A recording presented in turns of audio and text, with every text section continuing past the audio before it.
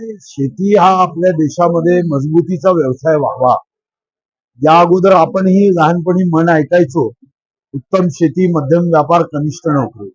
पण कालानुरूप शेतकरी अडचणीत आले. अन्नदाता सुखी भव आपण ज्याला म्हणायचो.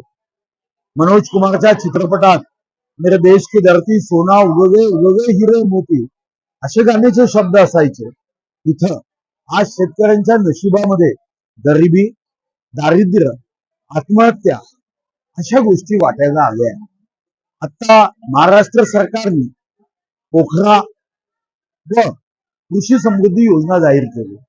या योजनेच्या माध्यमातून शेती हा मजबुरीचा नव्हे मजबूतीचा व्यवसाय व्हावा या दृष्टीने या ठिकाणी सर्व शेतकरी प्रतिनिधी माझ्या मतदारसंघाचे एकत्र आले. योजना समजावून सांगितली आणि योजना समजावून यामध्ये जास्तीत जास्त शेतकऱ्यांचा सहभाग व्हावा याचं योग्य सायंटिफिक तर्कसंगत विश्लेषण करण्यात आलेलं आहे. आता आज आमची सुरुवात झाली आहे. आमचा प्रयत्न हा आहे की एक चांगले मॉडेल शेतीशी संबंधित ते या मतदारसंघात व्हा.